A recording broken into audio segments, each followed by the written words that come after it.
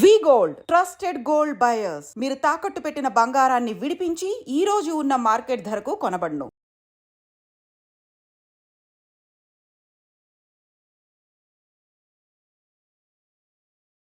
నమస్కారం గురుగారు. గురుగారు, ప్రస్తుత రోజుల్లో ఒక పెద్ద సమస్య ఏంటి అంటే మతిమరుపు. ఈ మతిమరుపుకు కారణం కూడా మళ్ళీ అది మనం కావాలని క్రియేట్ చేసుకుంటున్నదే. దాన్ని ఎంత వద్దని పక్కన పెడదామన్నా పెట్టలేం. అదేంటంటే స్ట్రెస్. అంటే కొంతమందికి ఇంట్లో ఉండే సమస్యలను బట్టి, ఒత్తిళ్లను బట్టి స్ట్రెస్ ఉంటుంది. కొంతమంది అనవసరమైనవన్నీ నెత్తి మీద పెట్టుకొని స్ట్రెస్కి లోన్ అవుతారు. వీటన్నిటి వల్ల ఫలితం ఏంటి? ఇటు మతిమరుపు రావటము, ఆరోగ్యం దెబ్బతీరటం. ఈ మతిమరుపు ఎక్కువైపోయి ఇప్పుడు మన చేతిలో ఉన్న వస్తువు కొన్నిసార్లు మన పక్కనే ఉంటుంది, అయినా కూడా అది ఊరంతా ఇల్లంతా వెతుకుతుంటాము, అందరినీ అడుగుతుంటాము, నా వస్తువు ఏమన్నా మీకు కనిపించిందా, పలానా వస్తువు కనిపించిందా. ఇలా కొన్ని సందర్భాల్లో అది తెలియకుండానే ఎక్కడో పడిపోతుందో తెలియదు, ఎవరైనా తీసుకెళ్లారో తెలియదు, మనమే మర్చిపోయి ఎక్కడ పెట్టినామో తెలియదు, మొత్తానికైతే వస్తువు పోగొట్టుకుంటాం.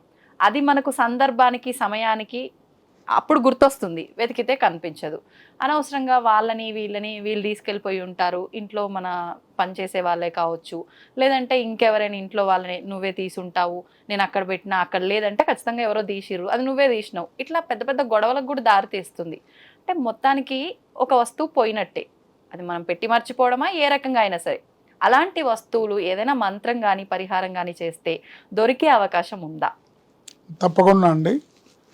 జనరల్గా ఇలా వస్తువులను పోగొట్టుకోవడం అనేది నిజంగా చెప్పాలంటే ఇండిసిప్లిన్ వల్ల, అశ్రద్ధ వల్ల పోగొట్టుకోవటం జరుగుతుంది. పోగొట్టుకోవడం అనే కన్నా కూడా దాన్ని ఎక్కడో అశ్రద్ధతో పడేస్తే, దాన్ని ఎవరో చూడకుండా ఏదో తోసేస్తే, అది ఎక్కడికో మూలకి వెళ్ళిపోయి కూర్చుంటే ఇల్లంతా వెతికి నానా హంగామ అందరినీ రచ్చ రచ్చ చేసేసి అందరినీ నువ్వు తీసావా, నువ్వు చూసావా అని అది తీరా చూస్తే ఎక్కడో ఏ మూల పడుకుని ఉంటుంది. అది ఇలా జనరల్ కొంతమంది ఉంటారండి, కొంతమంది చాలా డిసిప్లిన్డ్గా ఏ వస్తువు ఎక్కడ పెట్టాలి ఫిక్స్డ్ ప్లేస్ ఉంటుంది వాళ్ళ ఇంట్లో. ఈ పేపర్స్ అయితే ఇక్కడ పెట్టాలి, డాక్యుమెంట్స్ ఇక్కడ పెట్టాలి, క్రెడిట్ కార్డ్స్ అయితే ఇక్కడ పెట్టాలి, లేకపోతే ఆధార్ కార్డ్స్ ఇక్కడ పెట్టాలి, లేకపోతే ఇంపార్టెంట్ డాక్యుమెంట్స్ ఇక్కడ పెట్టాలి, నగలు ఇక్కడ పెట్టాలి, పిల్లలు ఇక్కడ పెట్టాలి, బట్టలు ఇక్కడ పెట్టాలి, మెడిసిన్స్ ఇక్కడ పెట్టాలి, ప్రతిదీ ఎవ్రీథింగ్ ప్లానింగ్ ఉంటుంది.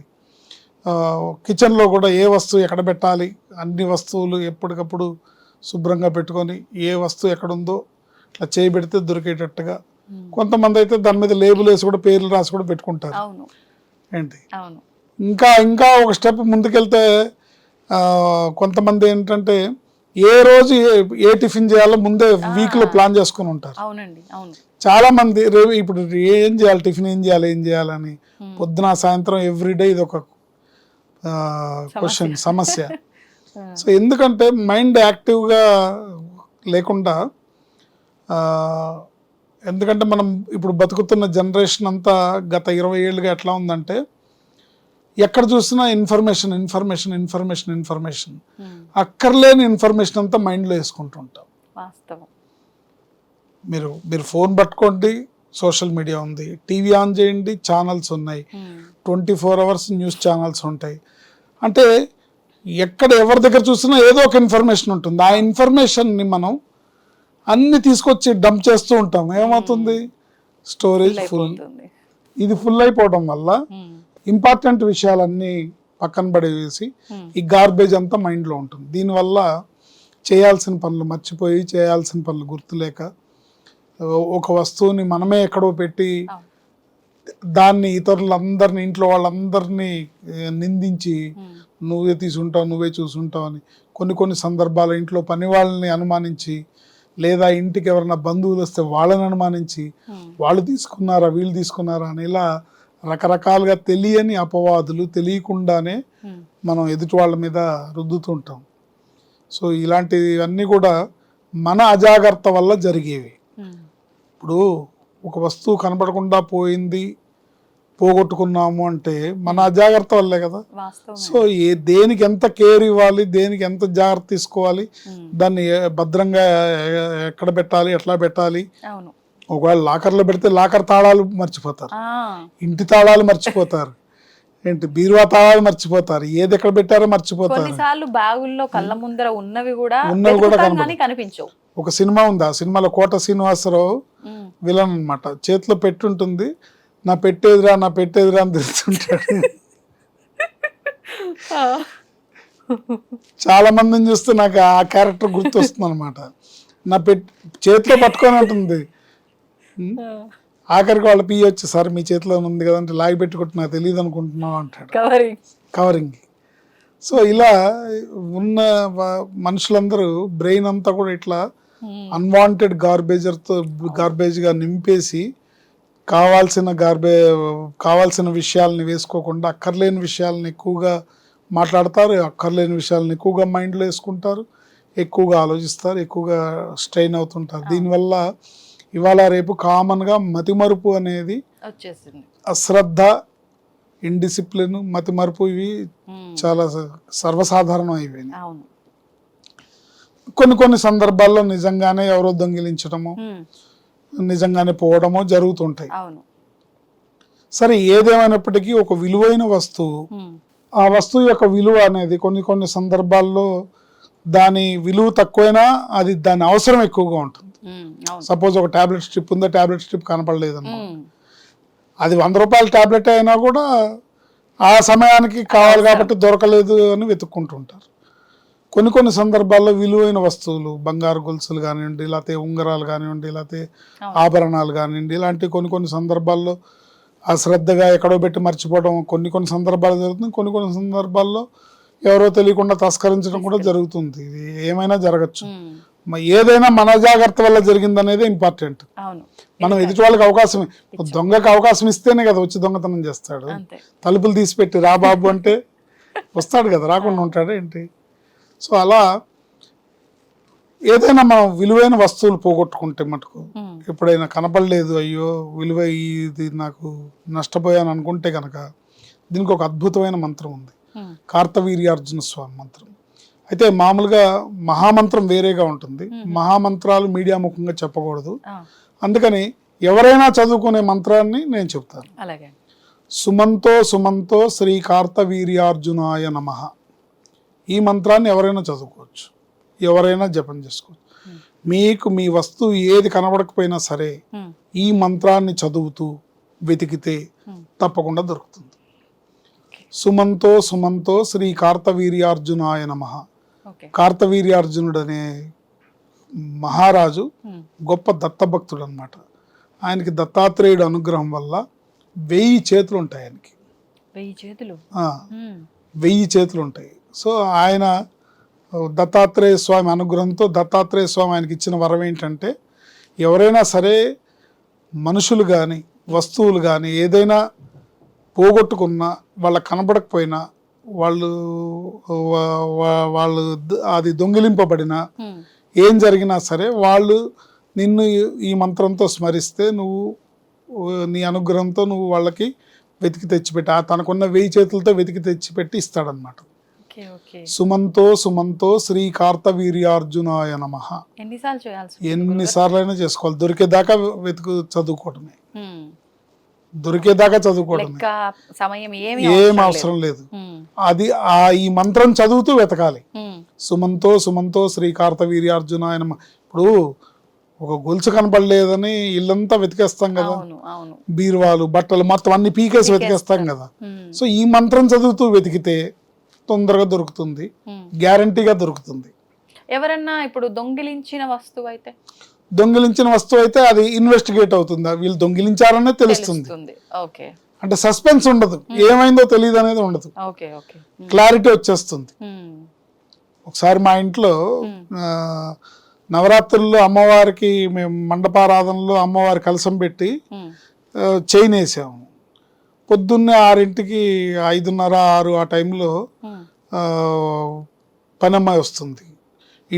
బిల్డింగ్ వాచ్మెన్ భార్య పనమ్మాయి.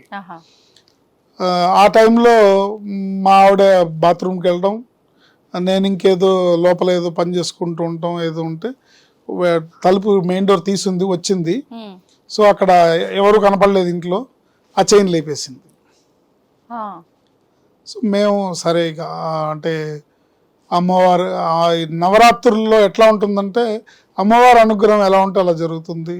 ఇది జరిగిందంటే అమ్మవారు మనలో ఏమన్నా దోషం ఉందేమో, పోయింది, అది ఎవరో తీశారు. ఎందుకంటే కలశానికి ఉన్నది మనం ఎక్కడో పెట్టి మర్చిపోవటమో పోగొట్టుకోవడం ఉండదు కదా. ఖచ్చితంగా అది ఎవరో తీశారు. ఇంక ఎవరు తీసుంటారు? మన ఇంట్లో ఉన్నవాళ్ళు. మన ఇంట్లో ఉన్నవాళ్ళు అంత అవసరం ఎవరికి ఉంటుంది? సో దొంగిలింపబడింది. మాకు ఖచ్చితంగా తెలుసు ఈ అమ్మాయి తీసిందని తెలుసు. సో దానికోసం ఆడపిల్లని మనం నవరాత్రుల్లో ఆమెను నిలదీసి ఆమెను నిందించేది ఏముంటుంది? అడగలేదా? లేదు, అడిగా అంటే నువ్వేమన్నా చూసావా అని అడిగా, తీసావా అని అడగలేదు. ఇట్లా అమ్మవారి కలశానికి చైన్ ఉండాలి, నువ్వేమన్నా చూసావా అని అడిగితే, నువ్వు చూసావా అంటే చూశాను, నిన్న చూశాను, మరి వాళ్ళకి కనపడలేదు ఉంది. సో సరే అమ్మవారు అంటే నవరాత్రుల్లో మటు కొంచెం సెంటిమెంట్ ఉంటుంది. ముఖ్యంగా మనం ఆడవాళ్ళని ఎవరిని ఒక మాట అనకూడదు అనే దీంట్లో ఉంటుంది.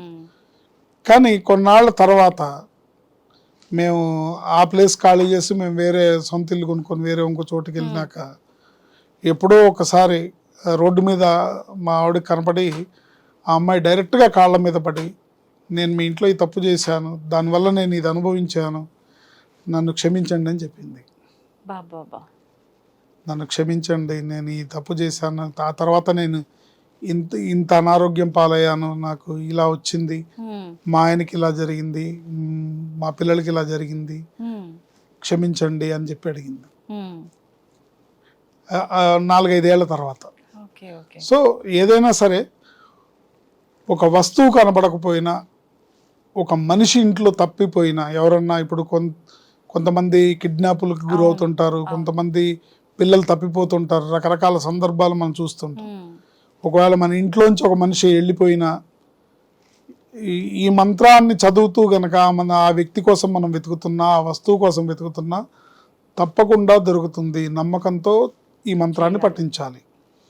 కార్తవీర్యార్జునుడికి నమస్కరించి, స్వామి నువ్వే తెచ్చివ్వాలి, నీకున్న 1000 చేతులతో నువ్వే వెతికి తీసుకొచ్చి ఇవ్వాలి అని మనస్ఫూర్తిగా గట్టిగా దండం పెట్టుకొని, దత్తాత్రేయుడికి దండం పెట్టుకొని, స్వామి నీ శిష్యుడికి చెప్పు అని చెప్పి దండం పెట్టుకొని ఈ మంత్రం చదువుతూ వెతికితే ఏ వస్తువు ఎక్కడ పోయినా దొరుకుతుంది, ఏ మనిషి ఎక్కడికి వెళ్ళినా తిరిగి వస్తాడు.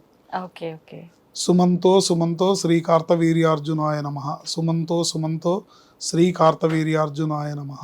ఇది మంత్రం. గురుగారు మీరు చెప్పిన దాన్ని బట్టి నాకు ఇది క్లియర్గా అర్థమైంది. కాకపోతే ఒక డౌట్, ఇప్పుడు కోర్టులో అట్లా భూములు ఆస్తులకు సంబంధించి కూడా మీకా మాకా అన్నట్టుగా అది కొన్ని ఏండ్ల పాటు జరుగుతూ ఉంటుంది. అటువంటి సందర్భాల్లో అది మనదే కానీ మనకు వచ్చే అవకాశం లేదు అన్నప్పుడు కూడా ఈ మంత్రం చేసుకుంటే అది మనకు వచ్చే అంటే ఇది ఏంటంటే పోగొట్టుకున్నవి మాత్రమే. పోగొట్టుకుంటే ఓకే, అది జరిగింది ఆ సందర్భం ఏంటనేది వాళ్ళ పరిస్థితిని బట్టి దానికి మనం మళ్ళీ తరుణోపాయం చెప్పచ్చు. ఓకే, ఇప్పుడు అది తెలిసే కదా, తెలియకుండా కాదు కదా. అవును అవును. సో దాయాదుల మధ్యలో మనస్పర్ధలతోనో లేకపోతే ఎవరి స్వార్థంతోనో ప్రాపర్టీస్ ఇదంతా నాదే నాదే నాదే అనుకుంటారు. మనుషులు ఆశ అనేది ఎలా ఉంటుందంటే, కొంతమంది ఉంటారు ఈ కనిపించే ఇదంతా మాదేనండి అంటారు, ఇదంతా నాదే అంటారు. అప్పుడు భూమాత నవ్వుకుంటుంది, సార్ నువ్వు ఎన్నో ఓనరురా అని. భూమాత వికటాట్టహాసం చేస్తుంది, ఎన్నో ఓనరురా నువ్వు అని. అంతే కదా మరి కదా. సో ఇంతకుముందు ఎంతమంది ఓనర్లు మారారు, ఇప్పుడు నువ్వు మారావు. నువ్వు శాశ్వతమా? కాదు. ఏంటి నీకు శాశ్వతమైంది 6 అడుగులు గొయ్యే కదా. సో అలా వాళ్ళ సందర్భాన్ని బట్టి ఆ ఆస్తులు తగాదాలు, దానికి కారణం, దానికి రీజన్ ఏంటనే దాన్ని బట్టి దానికి పరిహారాన్ని మనం చేసుకోవడం ద్వారా మనం దాంట్లో విజయాన్ని సాధించవచ్చు. మంచి పరిహారాన్ని తెలియజేశారు గురుగారు. ధన్యవాదాలు. ఆయుష్మతి భవ.